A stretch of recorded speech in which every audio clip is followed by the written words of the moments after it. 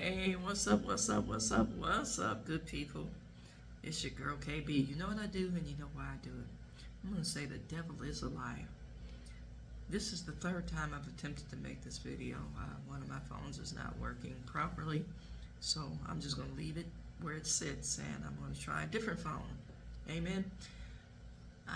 This message is, I want to say, the work of the Holy Spirit in that it confirms my very first recording for the day. And my very first recording was about fear and how it blocks our repentance, or how we go into repentance holding on to a lie because the fear won't allow us to really take accountability of our actions. Amen. That being said, let me just get into this from the Little Black Book. It says, people who have had a slip are ashamed of themselves, sometimes so ashamed that they fear to go back. This says to AA, and I'm going to say to God. You know, that slip, I'll talk about that too. Slip, regression, or relapse into old behaviors, acting on generational curses. And allow me to elaborate on generational curses. Family behavior, family dynamic. You know, most of us repress the idea of there are people in our families that benefit from us being sick. There are people in our families that do and say things to trigger, and it's intentional, in order to elevate their status. You know, that's how the enemy operates. You know, it uses the things that you're familiar with, or he or she, the enemy. You know, I don't know the proper pronoun for the enemy, but uses things that are familiar to us to get us. You know, and it comes out in our behavior, the I'll show you, I'll get me type behaviors. I'm guilty of that, y'all. For real, for real. I need to take ownership of my stuff as I share my messages. You know, I'm that family member that's easily triggered. I'm that family member that, you know, I act on generational curses on a consistent basis. I am now more cognizant of my triggers. But, you know, a lot of times if it weren't for God, I need bail money. Plain and simple. So let me get back to this reading. People who have had slips are ashamed of themselves, sometimes so ashamed that they fear to go back to God. They develop the old inferiority complex and tell themselves that they are no good and that they have let their friends down. And yes, sometimes you do let your friends down. Sometimes your actions does damage your friendships. Sometimes your friends are wounded by your words, your behaviors, your actions. And for me, I need to say this, there's nothing more pathetic than an adult claiming, you know, childhood claims of, I don't know, I don't understand how this happened. What happened? You know, that kind of mentality.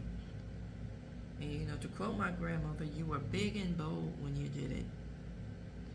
Use that same boldness to be accountable. Now, some of us use boldness for accolades in our wrong. You know, yeah, I did it, and what? You know, we all have that one person that, you know, goes about with that kind of braggadocio, you know, that kind of demeanor, you know, and they're carried into town with the same reverence, I won't say worldly reverence, that Christ was. We celebrate the enemy. Let's keep this real. We celebrate the enemy. And we give worldly titles. Boss. Or bad B. That worldly crown. And we strut with that. I don't know about you, but I want to be carried into town. Or I want to come into town either on foot or on a donkey. I don't want to be lauded into the flames. Amen. In wounding your friends, if this person is a true friend, they will have that Lazarus come forth moment and help you remove the shroud of your sin. Amen. They're willing to go to the places that are unclean to pull you out. But they have to be able to do it only in Christ Jesus. Now, you can't fake Christ. You can do it to the world, but you can't fake Christ for your salvation, if that makes sense to any of you. We all know the flowery language. So does the enemy. You have to examine your heart. You have to examine your soul. You have to examine your spirit. And the things that you allow to reinforce your adonose. You've heard me say sin feels good to the flesh, because the flesh doesn't have an accountability to Christ. The soul does. And see, we get so caught up in, I know I did something, that we try to hide it. Then I know I did something. That feeling, that conviction is there for a reason. Just like pain shows up in the body to tell you that something is wrong, conviction does the same thing. Amen. And you need to look at that. But no, we want to hold on to the world title. Yeah, I did it, and what? Because that somehow makes us powerful. That's the weakest form of power. That is the weakest concept of power. That I have to damage something or damage somebody in order to feel significant. And just know that that kind of behavior comes back to you. If you go back to the story of Cain and Abel, that comes back to you. God knows.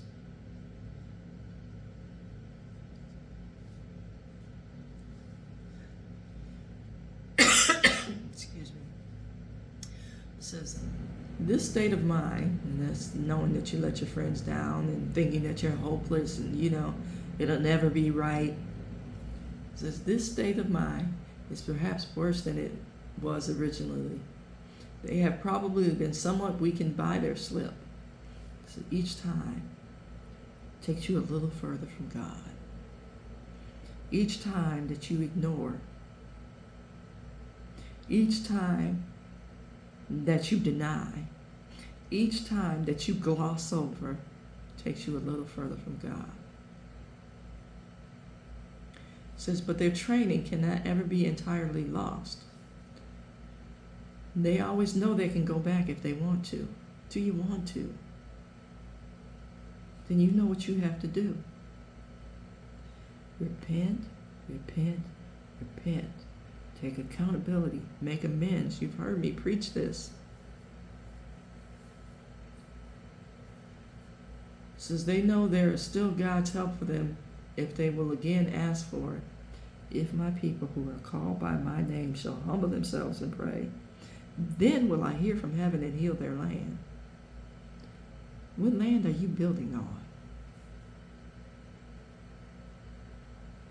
Is it parched? Is it barren?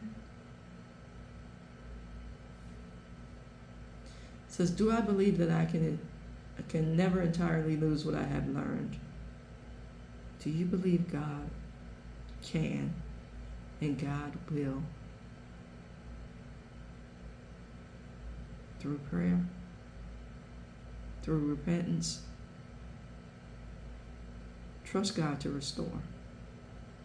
Amen.